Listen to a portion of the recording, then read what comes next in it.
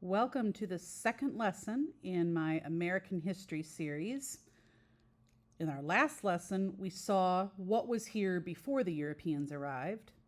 In this lesson, we're looking at the arrival of the Europeans.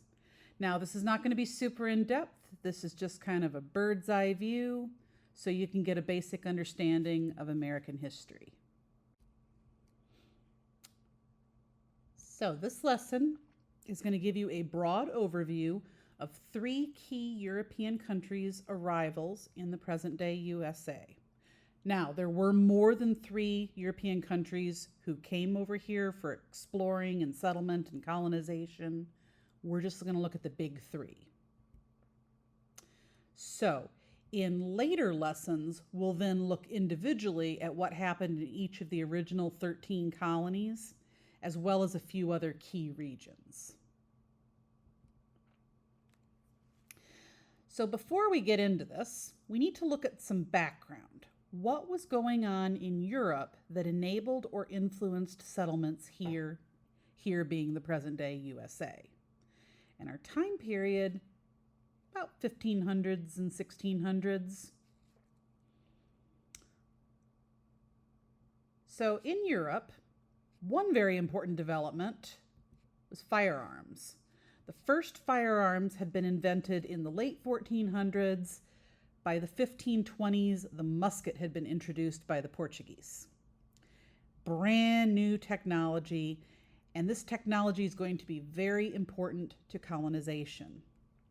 Because obviously, if you have a technological superiority in the form of a better weapon, that's going to give you a pretty big advantage over native populations.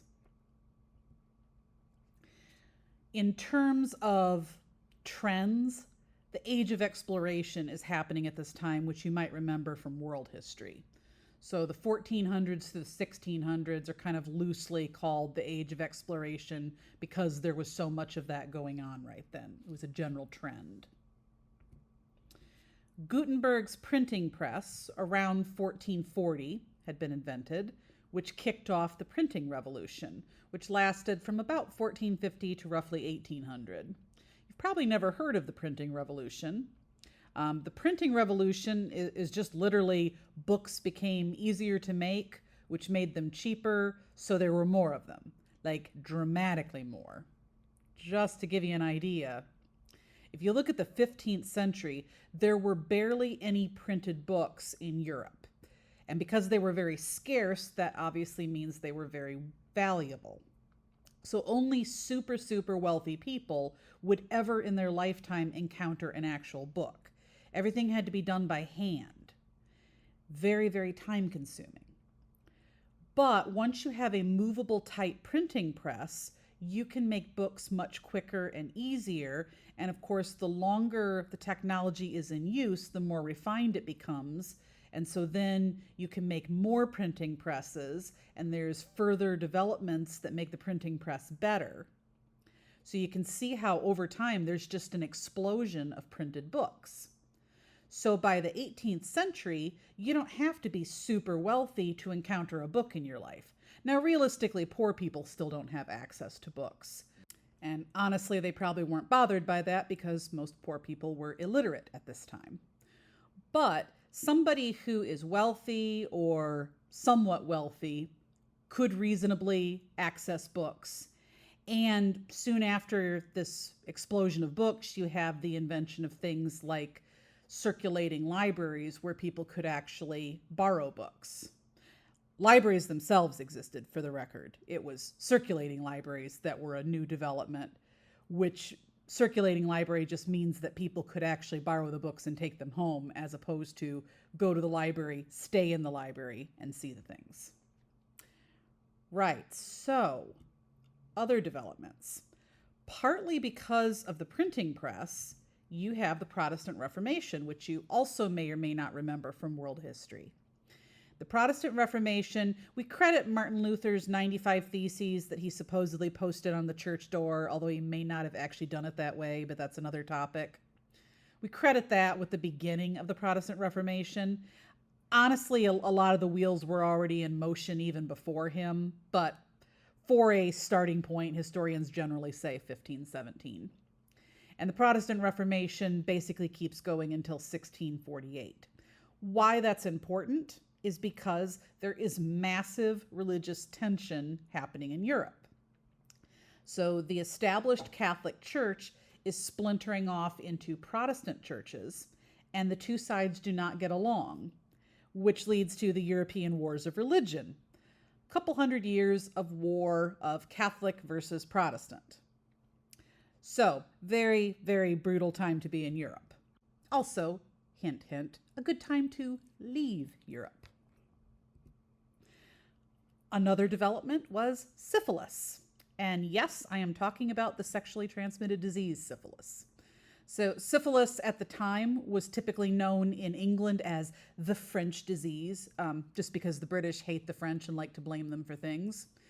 Or it was also known as the Great Pox. And syphilis arrived in Europe around 1495. It's not native to Europe. So think to yourself, what else happened around 1495 in world history? There's like something on the tip of my tongue, this really big, important thing. I'm thinking 1492. 1492, Columbus sailed the ocean blue.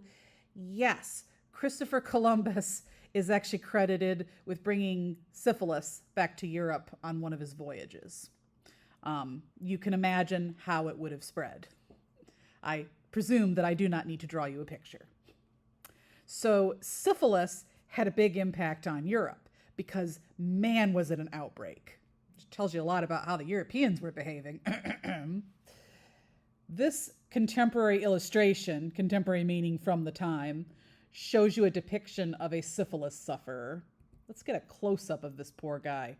You see all those open sores all over his body? Yeah, syphilis was nasty. I mean, it's still nasty, but now we have medication that can mitigate a lot of the symptoms. Back then, syphilis was bad, bad news. So you'd get these horrible sores all over your body. It could drive people mad mentally.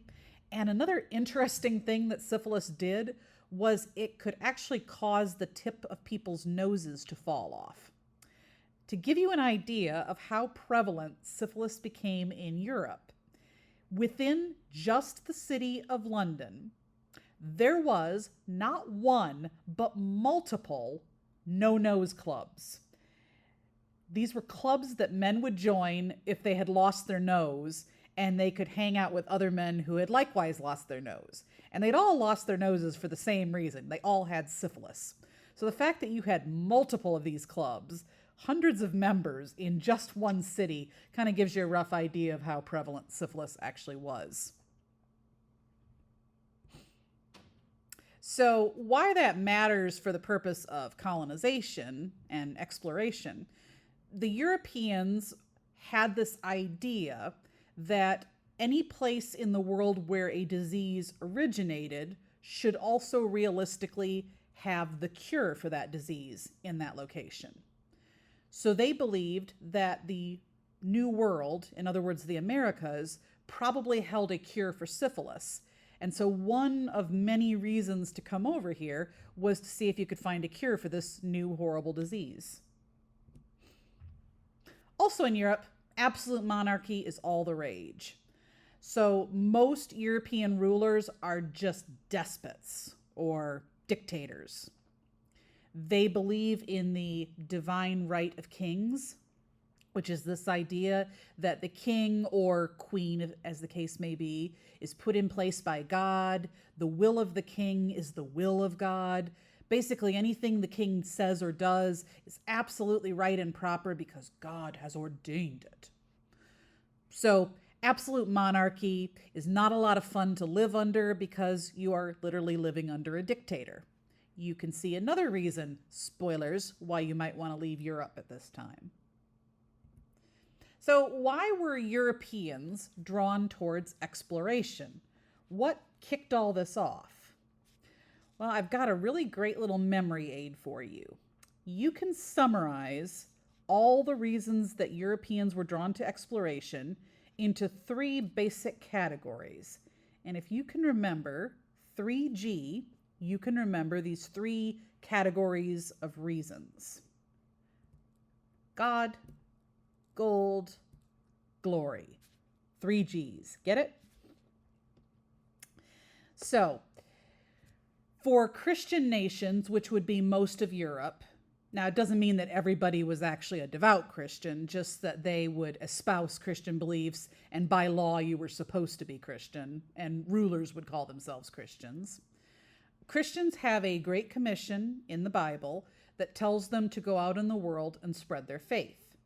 And many believers at this time took this quite seriously. And other people used it as a convenient excuse for doing what they wanted to do, maybe for other reasons. But the Great Commission was a reason to go to new places. The search for wealth. So when I say gold, sometimes it was literally actually gold, but a lot of times it was just wealth in general that they were seeking. One of the big sources of wealth was the spice trade. Now, you may wonder why spices would be that valuable. You have to remember that at this time in history, spices were not just for cooking. You used spices for a lot of important things in your life. So when you were dyeing fabric to make colored clothing, a lot of spices were used in the dyes. Turmeric, for example, is used in helping to get a yellow fabric. Interestingly, along with human urine. There's a little fun fact for you. They also would use spices in preserving bodies or preparing them for burial rituals after death. Spices were used in medicine, and of course, spices were used in food. And you didn't have the same food technologies that you have today for preservation and keeping the flavor good. So spices would be quite valuable for masking the bad flavor of some food. What I mean by glory is that being the first to discover something, whether you were the first nation or the first person, would bring personal or national glory and fame to you. And if you were the first to discover it, you got to name it and maybe conquer it. And it was a way to expand your territory via conquest. That all falls under this category of glory. All right, so why are Europeans drawn towards exploration? God, gold, glory. Try to remember that. Now, let's look at another question. Why were European governments, specifically the governments, drawn towards settlement and colonization? Same 3 reasons. It still all comes back to God, gold, glory.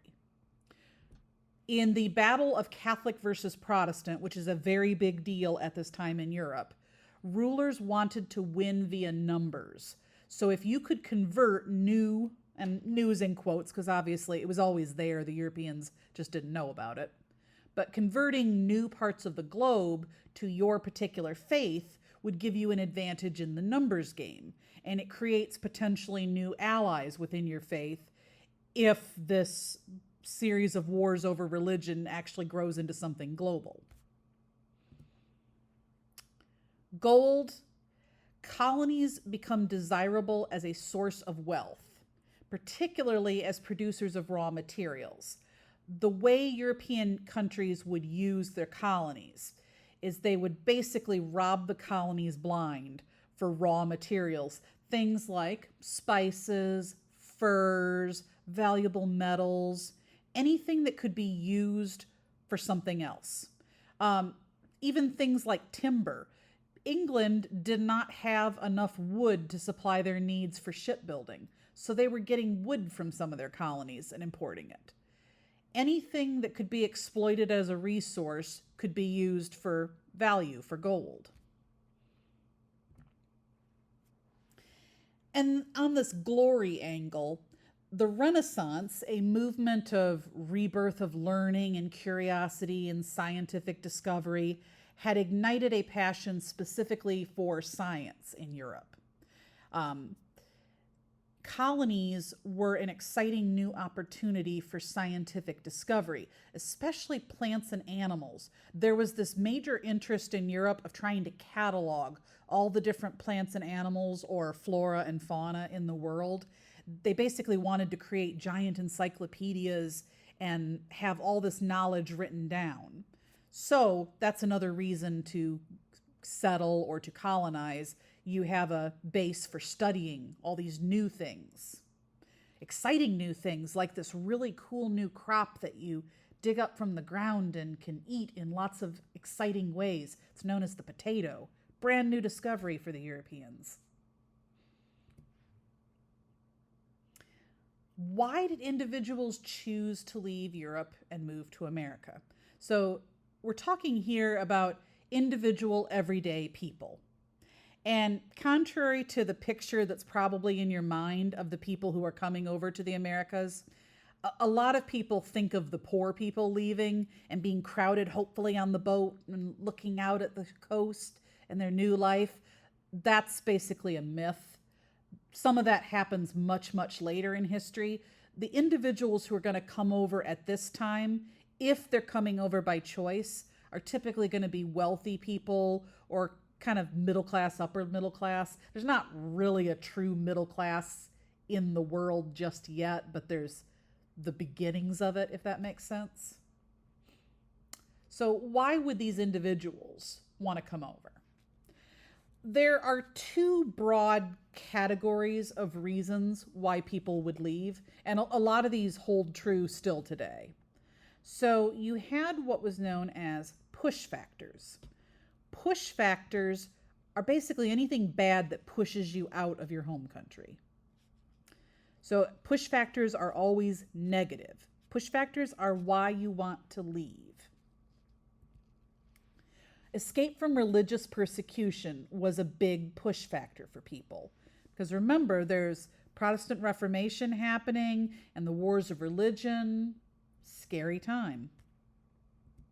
Related to that, there's this fear about the religious future at home. There's some areas that were not being persecuted at the time, but people knew that it might be coming in the future. In countries like England, there was a lot of upheaval because the rulers kept kind of bouncing back and forth between Catholicism and Protestantism. You had King Henry VIII, who was originally Catholic, but then he broke from the Catholic Church. And his son continued that trend, but then his daughter takes the throne and she pushes the country back to being Catholic. And then her sister takes the throne and she pushes the country back to being Protestant. And then she doesn't have any kids, so there's this question of, are we going to have a Protestant ruler or a Catholic ruler after this? And every time the monarch would make the country go a certain direction religious-wise, they would kill anyone that either opposed them or just didn't follow them. So Queen Mary had killed a bunch of Protestants. Queen Elizabeth had killed a bunch of Catholics. It's a scary time. And because religion and politics are intertwined at this time in history, there's a lot of anxiety about political changes happening in Europe because all of these religious issues are causing political issues. Then there's also economic problems in Europe. So it had only been a little over 100 years since the Black Death. Black Death happened in the mid-1300s. The Age of Exploration is kicking off in the late 1400s. And today in our lesson, we're looking more at the 15 and 1600s. It hasn't been that long since 1/5 of Europe had died. So when you have that many people die, there are huge economic consequences. There was a lot of poverty. And you didn't really have much of an economy in these countries. The economies are built on farming and trade. They don't have things like factories yet. So it takes a lot longer for those kind of issues to straighten themselves out. Related to that, there was a big need for farmland. Europe has this issue that the countries and their governments mostly are rather old. Things have been in place for a long time, and that means that unfair systems have been in place for a long time. Only certain people can own land. So the wealthy landed gentry can own all the land, and ordinary people who would like to farm to support their families can't always own the land that they need. Sometimes they basically rent the land, similar to that feudal system that had been in place in the Middle Ages. It hadn't really fully left yet. So for many people, in order to have stability and food security, they needed farmland. And there were other people who realized, I am not poor, but I'm not rich. However, if I owned land, I could potentially become rich. So there's a big demand, but there's not available land to fill the demand until there's this discovery of the quote unquote new world. Related to the economic issues, there were a lot of people that didn't necessarily have any kind of job, or they had other personal adversities affecting them. So those are reasons to leave and get a fresh start. And just like today, you also just had some people who were restless and wanted a different life. Now, another category of reasons to come over here were the pull factors. Pull factors are positive things that lure you away from your homeland into a new place. So remember, push factor is negative, pull factor is positive. So let's look at positive reasons why an average everyday person would want to come over here. First of all, there was a lot of word of mouth information about the Americas. And it was exciting, sounded good. Free land, awesome. There was a huge writing and recruitment and advertisement campaign regarding settlement and colonization. Countries actually hired people to come over, take a look around, and then go back and write books about what they saw. And people, because of the printing revolution, have more access to books. There's also newspapers and magazines eventually. And so you can read about this exciting new place and all the opportunities. And just like today, some of the advertisements were flat out lies, selling people a dream that did not exist. There was a huge appeal of the land, the economic opportunities, including economic opportunities that had been made up by recruiters and didn't actually exist. Some people wanted to join earlier migrants, so chain migration. A father might come over and work for a while, and then he would send back enough money for his wife and his children to join him. And then maybe later they'd bring over his sibling or some cousins. This new land offered a safe pursuit of personal religious beliefs.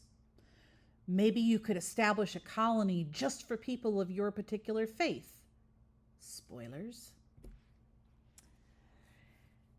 And there was also the hope of educating and converting the Native Americans. This wasn't as big of a reason, but there were people that had that desire and came over for that reason. So when did Europeans first get here? That's a good question. So think back. Any guesses when Europeans first got here? You may be surprised to know the Vikings were the first to get here. So around 1000, the Vikings reached Newfoundland, which is in Canada, and they weren't the least bit interested in staying, so they went home to Denmark. 1492, Columbus reached the Bahamas, insisted that he had found India, and continued basically for the rest of his life to argue that he had found India. But in fact, he had stumbled on a new continent.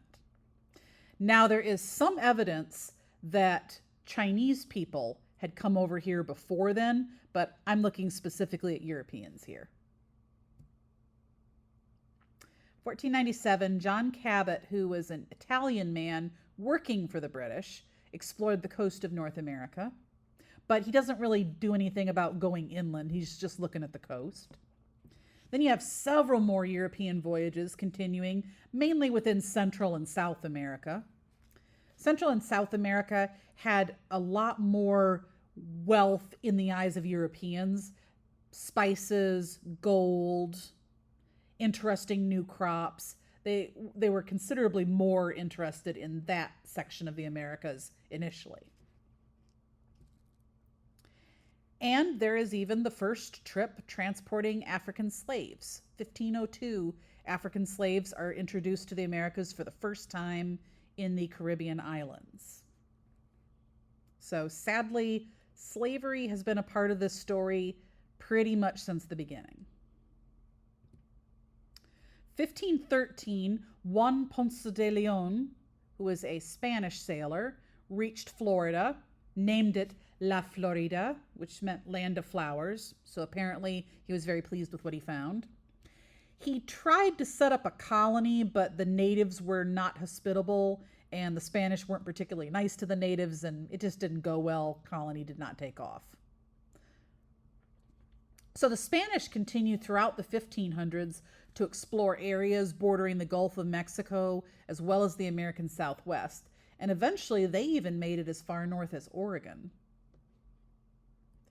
The French, meanwhile, started exploring not long after the Spanish. They were looking for the gold and the Northwest Passage, which I'll talk more about in a little bit. It's a fabled water route connecting the Atlantic to the Pacific, basically a way to get to Asia from Europe by going west instead of east. So the French try and fail to establish settlements in Nova Scotia and Newfoundland, Canada. The natives there are too resistant, and the French also didn't pack enough provisions, so they got very, very hungry, went back to France. 1585, the British set up their first North American colony at Roanoke, and it actually ends up vanishing. More about that later. 1607, the English established their first successful North American colony known as Jamestown. So you can see that stuff had been going on for over a century before Jamestown happened. 1 year later, the French established Quebec.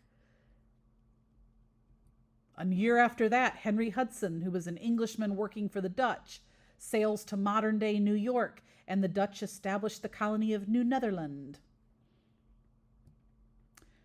And so the Spanish, the French, and the English continue simultaneously to establish settlements and colonies. So do other countries, but again, we're going to focus on the Spanish, French, and English in this lesson. Here's another question for you. So, between 1610 and 1660, just a little 50-year period, where do you think most of the English people went in the New World? Where would most of them have decided to settle? Just hazard a little guess, and let's see if you're right. You may be surprised to learn that most of the English went to the West Indies in the Caribbean during this time. We tend to associate the English with the Pilgrims and Boston and New England, maybe Virginia, but actually those were much smaller numbers. So yes, it was not all about the Pilgrims. A lot of Americans, if you ask them, would think that the Pilgrims are the first English to settle here in the New World. That is false.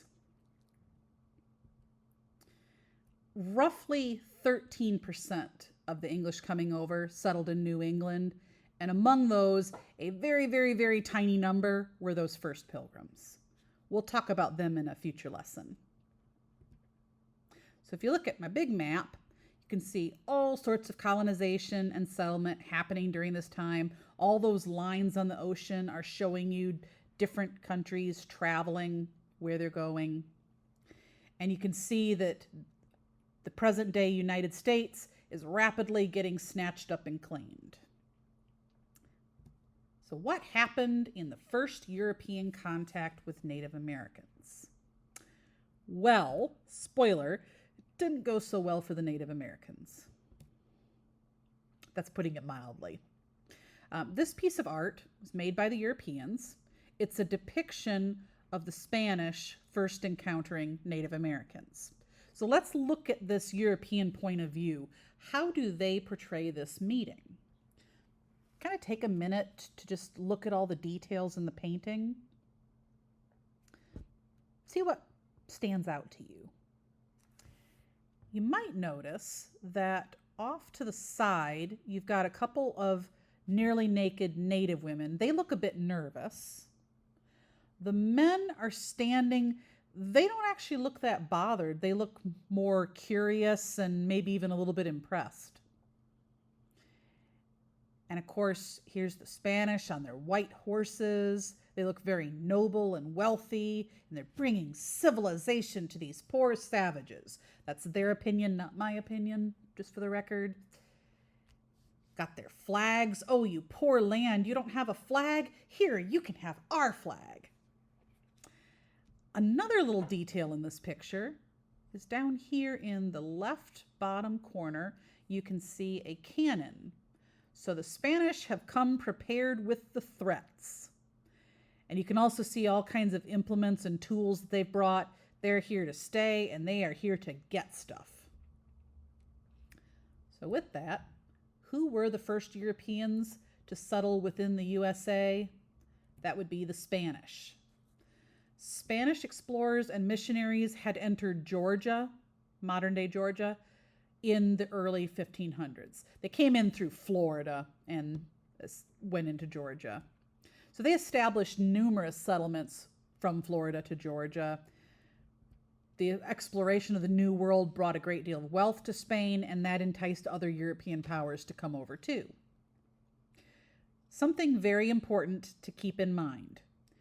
Europeans permanently changed every Native American culture they encountered. I'm going to repeat that. Europeans permanently changed every Native American culture they encountered. Now, in fairness to the Europeans, they didn't always come over with the intention of slaughtering and causing mass devastation, but that was oftentimes the result. European missionaries attempted to convert natives to their religion, sometimes by choice, but other times by force. Sometimes there was conversion by the sword, where you become a good Catholic or a good Protestant, or you die. Europeans took native lands either by treaties or by force. In the beginning, they took the lands mainly by force. Later, they used treaties, but the treaties always favored the Europeans. Europeans introduced new items that sometimes dramatically altered native ways of living. Now, this could be both positive and negative. Things like the horse or metal tools, some of those things are actually rather positive, but it completely alters how these people are living because they've lived their entire lives without these tools, and now their lives change to accommodate these tools, and things get lost. Again, that's not necessarily a bad thing. It's just something to acknowledge. Wherever Europeans traveled, they unfortunately brought diseases that wiped out enormous portions of the native population. This was known as the Great Dying. Millions of natives died because of diseases that they had no immunity to. Some of the big ones were measles and smallpox. Now, in turn, there were diseases here in the Americas that were brand new for the Europeans, but for some reason, there didn't seem to be really deadly ones. The biggest one, supposedly, is the common cold. Not really something deadly. So, the Spanish arrive in the 1500s.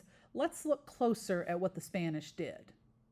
So, in a nutshell, the Spanish were mainly driven by a desire for wealth, aka gold. Remember from our 3 categories of reasons to come? So when they began exploring the New World, they're here for wealth.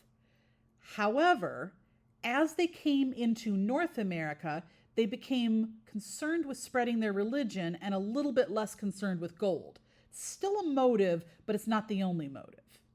They viewed the North American settlements as buffers against the English, the Russians, and the French. The real money for them was actually down in Mexico where they settled. So things basically start with De Soto.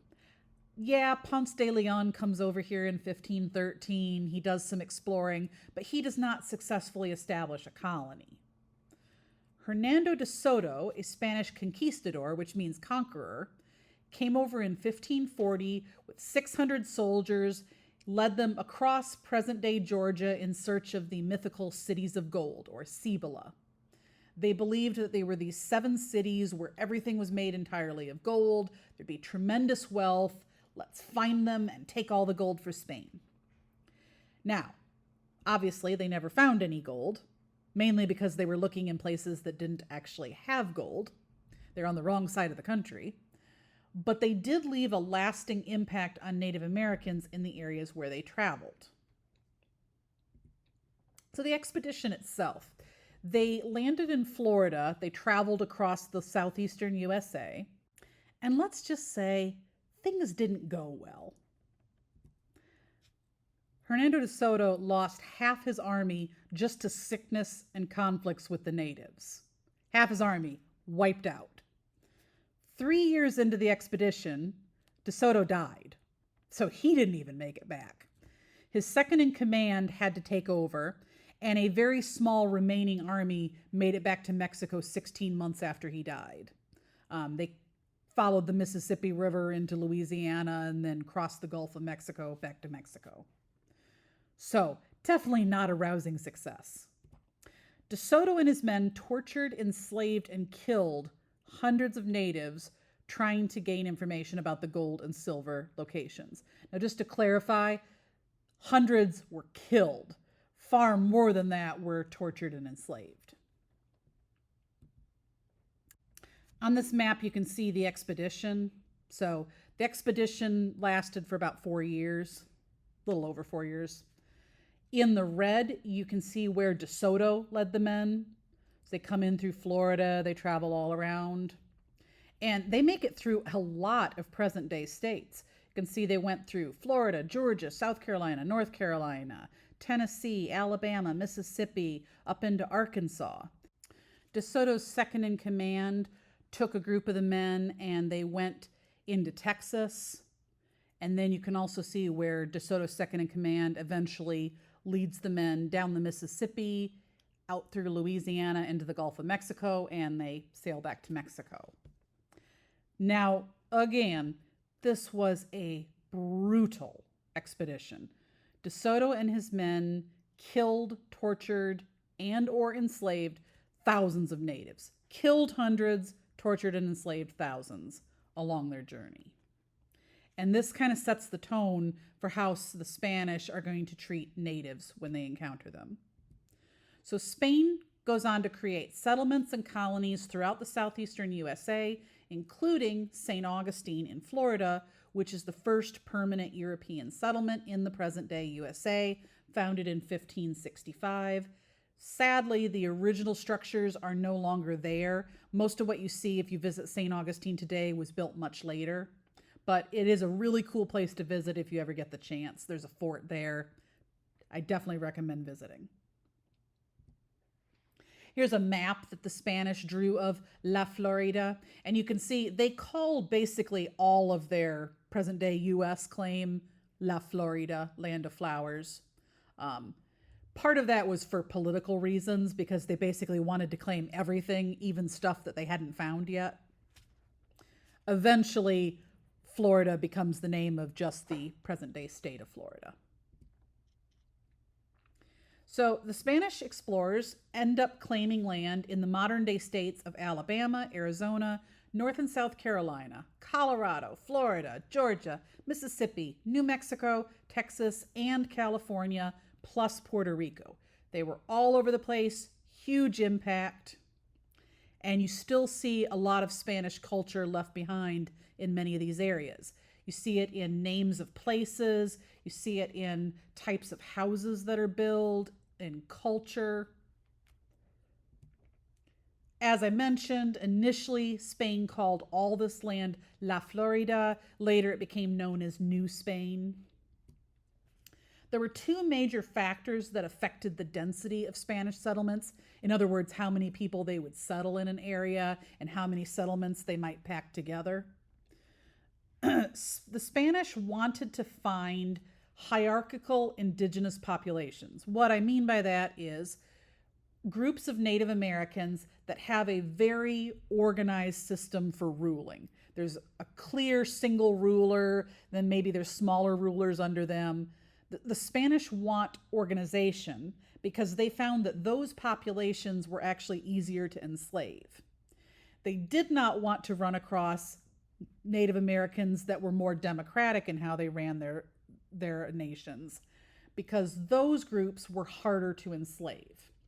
So when they found what they wanted to find, they could then conquer the ruler and they would basically take over the whole civilization. They were also looking for the presence of an exploitable resource for gaining wealth. So usually they wanted to find gold. They were also very happy to find silver. And so if those two factors were present, then the Spanish would settle heavily in that area and they would enslave that local population and make them try to gain that resource for them. This, however, didn't happen as much in North America as it happened in South and Central America. So what were Spain's North American settlements like? Because they did things a bit differently up here. In South and Central America, they developed an economy based on agriculture and mining using Indian slave labor. They didn't do this so much in North America. In North America, they used three basic institutions: the religious mission, the presidio, or fortified military installation, and the pueblo, or civil town. So they would come in, they would oftentimes build a mission, basically like a church. It would be built at the edge of an Indian village, very close by, or sometimes by a group of Indian villages. And the goal was to convert them to Catholicism because Spain, of course, was Catholic. And this was part of their goal of eventually defeating the Protestant nations by having greater numbers. Now, they would also build fortified military installations to defend their territory. So oftentimes this would be built after a mission, or they might build it as a starting point in an area where they're concerned about other Europeans. Because remember, there's other Europeans settling in this area too, so that's a threat to the Spanish. The pueblos were typically used to expand settlement within an area. They would already have a military installation or a mission, or possibly both, and then they might add these little civil towns around to continue to grow and expand their population. Now, if you're curious what the missions looked like, I've got a couple pictures. Unfortunately, the original missions that they built have fallen down. I mean, they were much too old. So these are a couple later ones that I'll show you. This is San Jose Mission in Texas, which was built in 1720. And then here's another example of a mission, San Javier in Arizona, built between 1783 and 1797. It's really beautiful architecture, and there are a lot of surviving Spanish missions throughout the Southwest. To show you just how prolifically the Spanish settled, this map is just the coast of Georgia. It's all in Spanish, that's why you may not be able to read it. And you can see just how many settlements they put in. So if you look for the little red triangles, those are missions. The boxes that have a little dark outline, those are garrisons or presidios. I am probably butchering the pronunciation of that. I do apologize. And then the little dots are the towns. And so you can see how that system of three types of installations worked for settling. And eventually, Spain had really gotten around. If you look in the blue, that's everywhere that the Spanish had gotten to by the 1790s. The green, if you're curious, is the Portuguese. You can see the Portuguese did not make it into the present-day USA, so that's why we haven't talked about them. You can see the Spanish covered a vast amount of the present-day US. Now, they didn't conquer all this land, they didn't keep all this land, but they traveled this extent. All right, so let's turn our attention to our next Europeans. The English arrive, also in the 1500s. So the English, their system works a bit differently from the Spanish. In order to establish a settlement or a colony in the New World, English law required a charter, which was basically official written permission from the reigning king or queen, or it could be by the company that was sponsoring the colony. There were these very large trade companies that basically functioned almost like governments of their own. They could also issue a charter. And charters would establish the purpose for the new colony. So they'd flat out say, this is a colony established for people of this religion, or this colony is established for this economic purpose. They also told you specifically where you were allowed to settle. Part of the reason for being so bossy about where you're allowed to go is because the English did not want to provoke unnecessary conflict with the Spanish. Because when all of this is starting, Spain is the number one military power in the world. They could totally kick some English butt. The English know it. It took them a while to really develop a strong navy, and it wasn't till the end of the 1500s that they did. So they're being a little bit careful about where people are allowed to go initially. The first English colony is Roanoke. Not Jamestown, not Plymouth, Roanoke. Now, spoiler, Roanoke was not a rousing success. It was, in fact, basically a failure. Roanoke, I'm not referring to Roanoke, Virginia. Roanoke is referring to Roanoke Island. Roanoke was England's first attempt at a North American colony. This happened under Queen Elizabeth I, and it's off the coast of North Carolina. You can actually still visit Roanoke Island today. Unfortunately, the English based their planning on incorrect ideas about the climate. They thought that areas that were at the same latitude would have the exact same climate. So yeah, that was wrong. And they also had incorrect assumptions about what their needs would be. This will be a continuing problem for the English.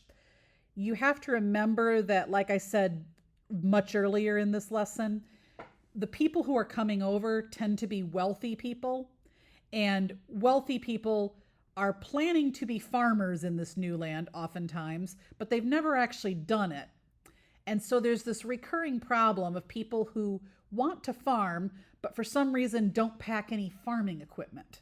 And they have a bad habit of not packing enough food, but of packing all sorts of impractical things that they won't be able to use. It's just going to be a recurring theme with the English.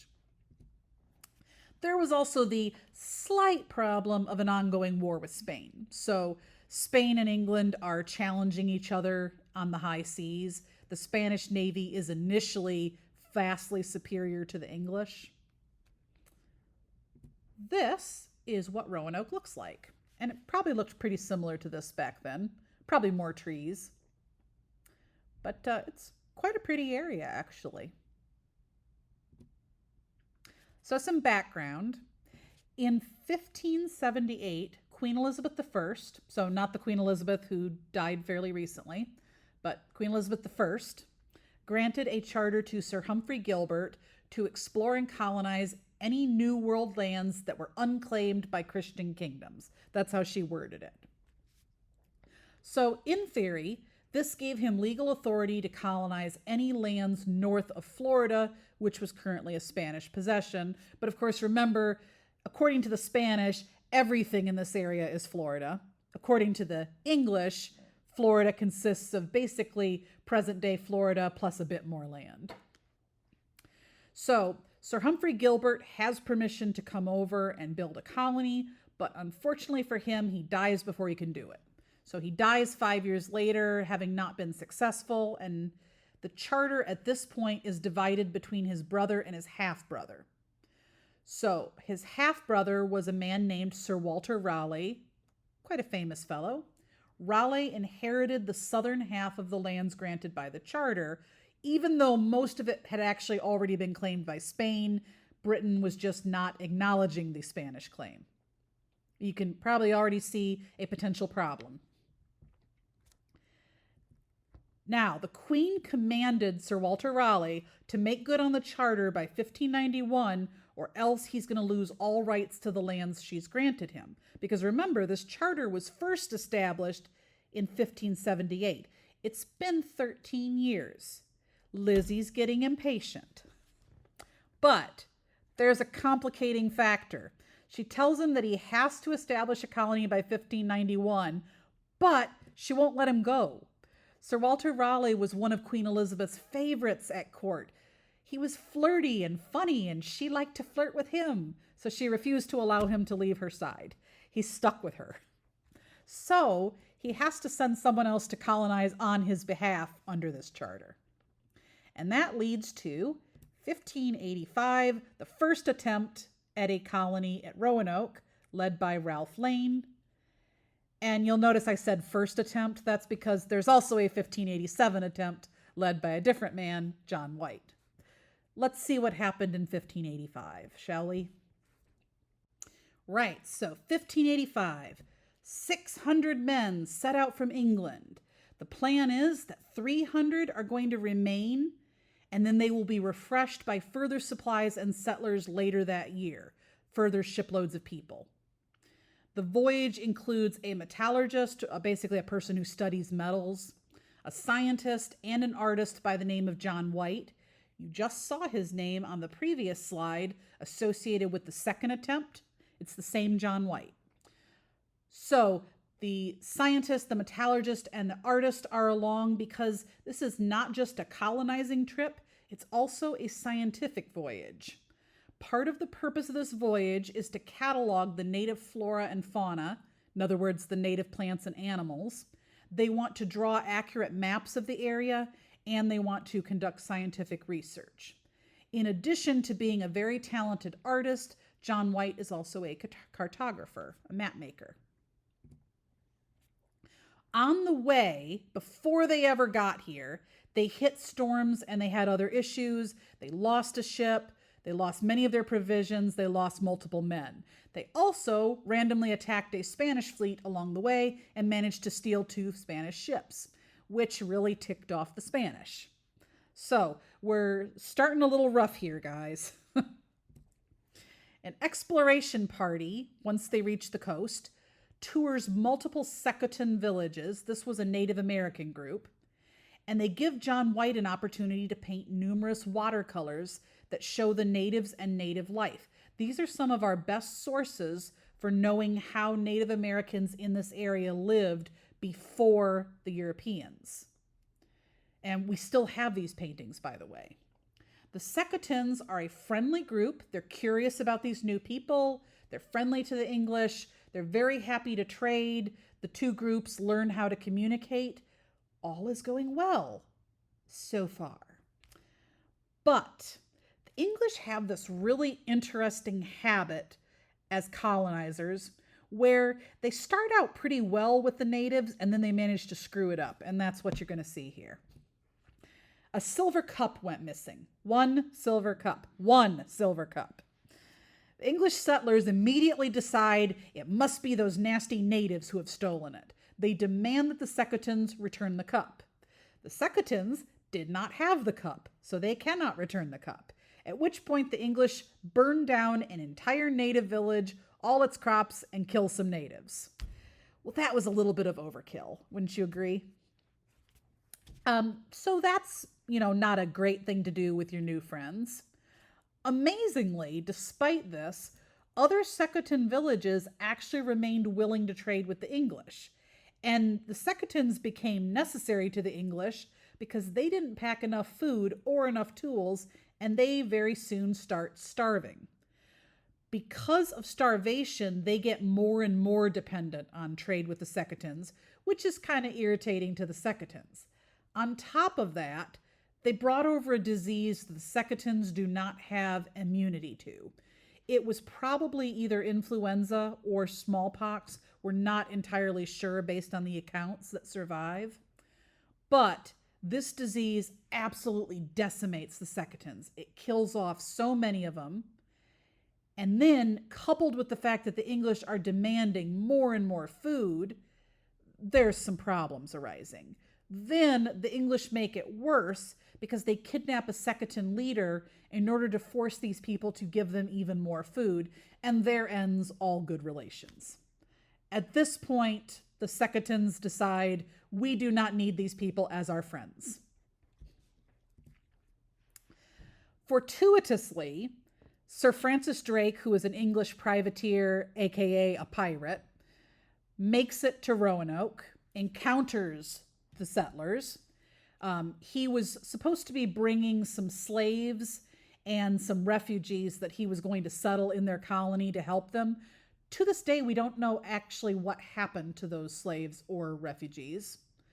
There's no account. So maybe they got left behind, or maybe they went back to England. But the colonists realized that this is not going to work, setting a colony here. The natives hate us now. So they decide to abandon the colony and go back to England with Sir Francis Drake. 3 men remain behind and are never heard from again. We have no idea what happened to them. And then, interestingly, shortly after they left, a shipload of 400 people who were coming to resupply the colony shows up, and the colony's gone. They didn't know that the colony had left with Sir Francis Drake, and so they leave behind 15 people who are going to hold down the fort, literally, until more people can come. And those people disappeared, never to be heard from again. I'm starting to think this area might be a little bit cursed. What do you think? Let's take a look at some of the legacy of this first colony attempt.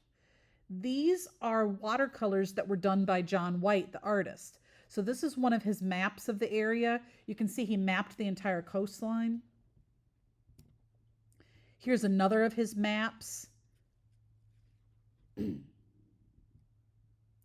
then here's some of his paintings of the natives and their life.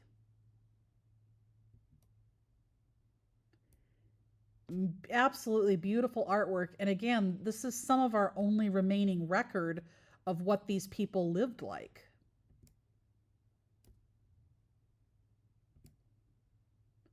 Here's another depiction of, they were hunters and fishermen and also farmers. Here's one of their villages. So we have an idea of the type of dwelling that they built. I mean, even though this voyage was essentially a failure, it did give us some knowledge that we could pass down over the centuries. So, I mean, it wasn't a complete waste. So we fast forward 2 years later, 1587. 1587, attempt number 2 at Roanoke Colony. This time, they don't bring nearly as many people. 115 colonists, mostly Londoners of moderate wealth, so in other words, city folk, who all want to become landed gentry in the New World, so they all think that they're going to become wealthy farmers, agree to form a new colony at Roanoke. However, because they infuriated the natives at their original settlement point, they decide they're going to settle on the banks of the Chesapeake instead of on Roanoke Island. Obviously, the natives are not going to be happy to see them return.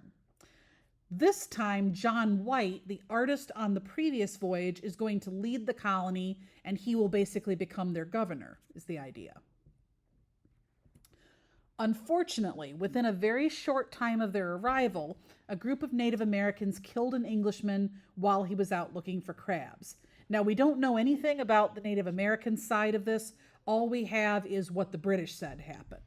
So just take this with a grain of salt. There could be more to the story. And we don't know for sure what group of Native Americans killed this Englishman. Another exciting thing that happens not long after they arrive is the very first English child born in North America, Virginia Dare, who was actually the granddaughter of John White, is born. The colonists managed to form a new alliance with the Croatans, who are a different group of Native Americans. And just like before, things start out good, but then not long after, they attacked a village that they thought belonged to an enemy tribe, only to find out after they attacked it that it was actually a Croatan village. So here again, they made friends and then they screwed it up. Because of this, and because the Secotans are still upset about that first attempt 2 years earlier, And there's other Native Americans they have also angered. They are now surrounded by enemies, and they're running low on supplies because they didn't pack what they needed. Running theme with the English. So the people of the colony insist that John White return to England to plead for more supplies and for soldiers and weapons to defend their colony. He doesn't want to go, but he eventually agrees that he will leave. Everybody else is going to stay behind, other than a few people that wanted to go back to England. So the colony will continue to build and defend itself. He is supposed to return 1 year later in 1588. But when he gets back to England, the English are officially at war with the Spanish Armada, which is the Spanish Navy, and Queen Elizabeth cannot spare any ships. Cannot and will not spare any ships. Which means a year later, when John White was supposed to return, he can't. He can't return until 1590. When he comes back in 1590, the colony had vanished. So what remained of Roanoke?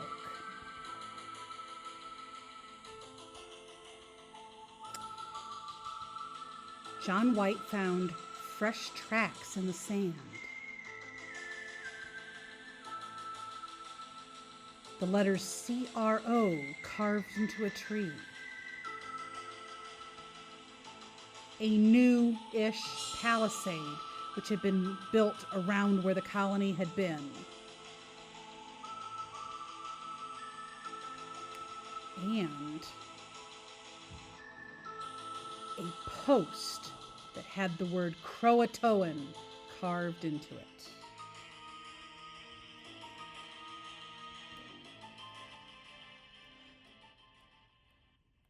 So, not much there.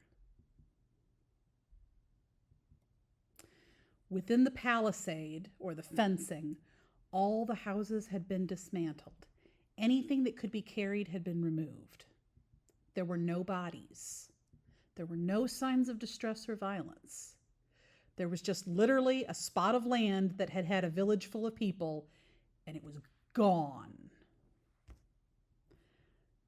After just a few days of searching, White and his crew returned to England. Now, if you're wondering why they only searched for a few days, it's because the Spanish were still a threat in the area. There were angry natives in the area. They didn't know where the people had gone. John White believed, based on the carvings, Crow and Croatoan, that they were probably leaving behind a signal that they had moved, maybe gone to live with the Croatoans. He didn't know. So White assumes the colony has moved. Where, he doesn't know. Sir Walter Raleigh will later claim that the colony moved for political and financial reasons. Basically, he doesn't want the English people to think that they lost an entire colony full of people, because, then they might not be very supportive of him having future colonies. But to this day, nobody knows for sure what happened to the lost colony of Roanoke. It is an enduring mystery. So what was the legacy of Roanoke? What does it do for history? Well, the colonists who returned from the 1585 attempt introduced tobacco, maize, and potatoes to England. All three of these crops were brand new to the English, and they had major societal impact. So the potatoes and maize, which is corn, changed their diet, and the tobacco, of course, gave them a very big new interest. Tobacco really took off both among men and women and became a huge cash crop. John White's illustrations and records from the interactions with the Secotans provided some of our best records of pre-colonized native life. To this day, they're some of our only records. His illustrations also provided some of our best records of Native American flora and fauna. Some of those plants and animals went extinct not long after colonization began in earnest. So this was kind of our one shot at getting to record that those things existed. Despite the failure of Roanoke, the venture heightened England's desires for North American colonies because they saw what was there. They saw the potential. Now, You would think that the English may have learned about what to pack when moving to North America, or about the importance of maintaining good relations for the Native Americans, but they absolutely did not. We will return to the English in our next American history lesson, and we will see that they have learned nothing. Let's move on and finish up with the French. So the French arrive in the 1600s. Remember, the Spanish and the English both came in the 1500s. Now we get the French. The French, like the Spanish, were interested in gaining wealth through new resources. Particularly, they rapidly became attracted by fur. They wanted to trade. They often got along with the Native Americans, usually, and they would establish trade relationships with them. They did establish colonies, but they ended up losing most of them to the English and the Spanish later. There were a few key French explorers who came over. So throughout the 1500s, 1600s, and 1700s, a series of French explorers claimed land for France in North America. If you remember from the very beginning, they started out in Canada and they worked their way down. So these explorers included Jacques Cartier, who explored part of eastern Canada in the 1530s. Samuel de Champlain, who explored the New England coast in 1603. He established Quebec City 5 years later. He also explored the Great Lakes. He went into what is now Michigan. Jacques Marquette and Louis Joliet sailed the Mississippi River in the late 1600s. And René Robert Cavelier established the city of La Nouvelle Orleans, or New Orleans.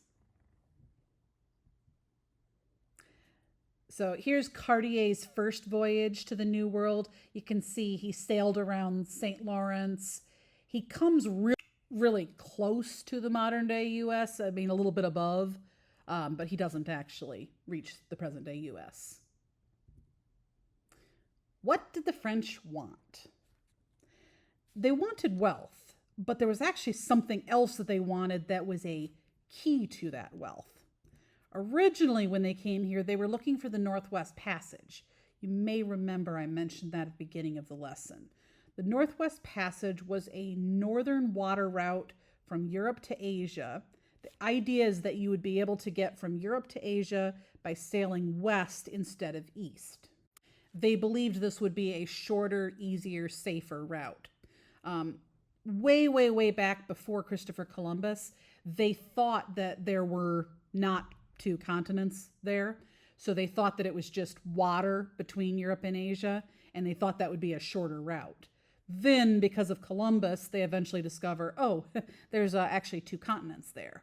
But they still thought there was this water passage, and they were thinking that it would be up in the far north around Canada. They kept looking for it, but they kept instead finding more land. Everyone wanted to find this, not just the French. This would be the key to so much wealth. So let me show you on a globe what they were trying to do. All right, so on the globe, if you look off in the corner, find where Europe is. Here, let's put a little boat there. Originally, if you want to get from Europe to Asia, you had to sail around Africa. Well, that's a very long, expensive, dangerous voyage. Part of the problem is you actually have to stay a little bit closer to the coast than my ship did, because the Indian Ocean is very vast, deep, and unpredictable, and it's a great place for shipwrecks. But along the coast of Africa, there's all kinds of piracy, so it's very dangerous. You may wonder why they didn't just go through the Mediterranean and then cut across land. That's because those were Muslim lands, and the Muslims and the Catholics and the Protestants did not get along. So to get to Asia, you have to sail a really long ways. It makes everything more expensive. And Asia is the land of spices. That's the big thing they want. There's other stuff too, but mainly spices are the big attraction. So the idea with the Northwest Passage is we should be able to sail from Europe straight across and find a way to Asia. Now, as you probably immediately noticed, there's the slight problem that you run into land. So that's not going to work. But the Europeans kept trying and trying to find, is there a river that goes through here? Is there a bay? Is there some access to the sea? And actually, they were not completely wrong. There is a Northwest Passage, they just never found it. If you look at the top of the globe, you actually can go through the Arctic Circle. Of course, back then, this would have been a deadly voyage, and they would not have made it because they probably would have gotten hit by an iceberg or frozen to death. But today, there are actually ships that make that trip. So the French want the Northwest Passage. They don't find it. However, in 1603, they found something else. They found a brand new animal known as the beaver. And the beaver is awesome because it has waterproof fur. You can make a really good coat with waterproof fur. So from that point on, the French pursue the very profitable fur trade. Between the 1500s and the 1700s, France goes on to claim large tracts of land in North America, mostly in Canada, but also in the present-day U.S. And they build settlements in places like Newfoundland and Labrador, which are in eastern Canada, the Great Lakes area, which would be modern-day Michigan, all the way down the Mississippi River to the Gulf of Mexico. And this land collectively becomes known as New France. But there is a weakness to French colonization. So France is definitely interested, but the crown, in other words, the king, is actually more interested in the royal holdings in the Far East and the Sugar Islands of the Caribbean. There is incredible wealth to be made there. So the French monarchs really don't do a lot to sponsor immigration to the North America. They're not doing that heavy recruiting like the English do. France is settling areas, but they're not sending shiploads of more people to populate the settlements.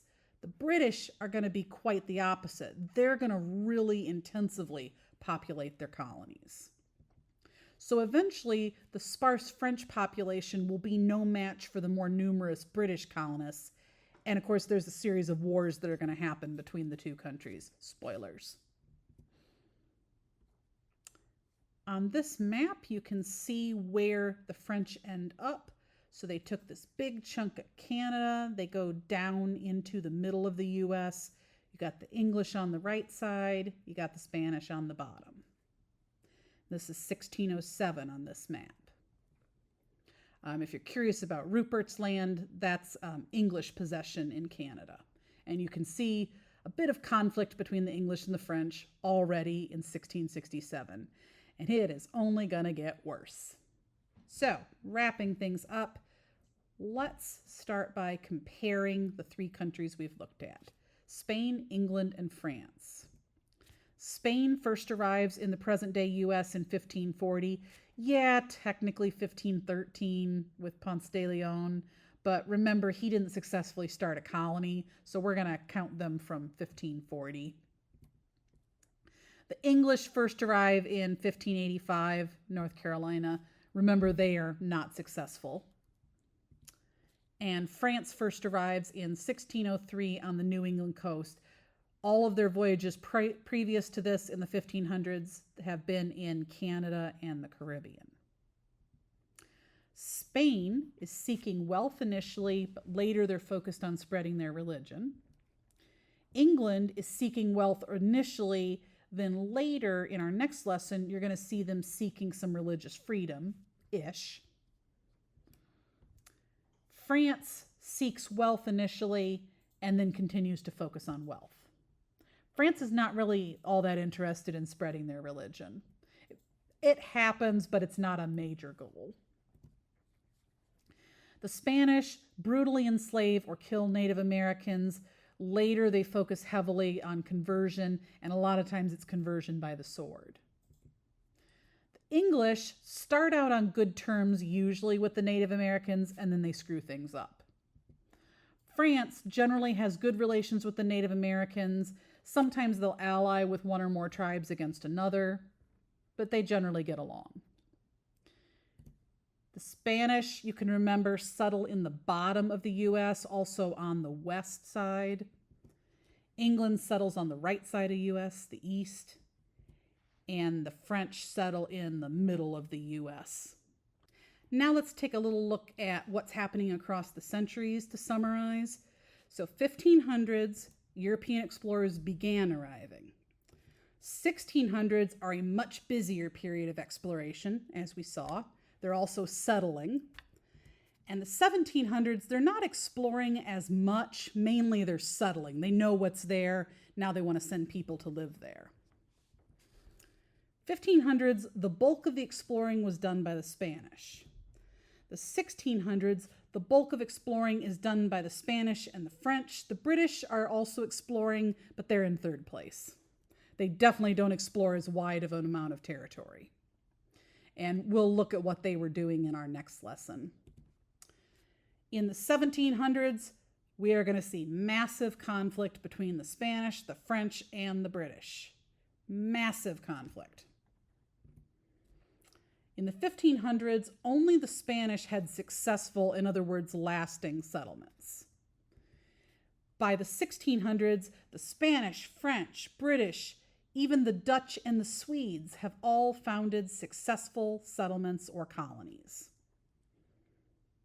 And when we get to the 1700s, at that point, British will now have 13 successful colonies that become the first 13 states later. And they have stolen the Dutch and Swedish territory, which we'll see later. The boundaries are going to be complicated and tense. You have a lot to look forward to in future lessons. So, by 1803, which country do you think had the most territory in the present-day USA? Just take a wild guess. What do you think? Let's see. Amazingly, it is the French. You can see the French have huge swaths of land going through the U.S. However, land does not equal population. The French may technically have the most land that they're claiming, but the English actually have a much larger population here. And the Spanish have a decent sized population, not as much as the English. A couple of important notes to keep in mind. The European countries we looked at today were not the only ones to explore or settle in the present-day USA. Like I said at the beginning, they were just the ones to claim the most territory. Other European nations that explored here and or had settlements and colonies include the Netherlands, Russia, and Sweden. So, let's review. On your own, see if you can answer these questions. What were the three main European countries to settle in North America? If you can't answer this, it's going to hurt me. France, Spain, and England. Hopefully you got that one. What were the big three reasons, that big three categories of reasons, if you will, for Europeans coming to the New World?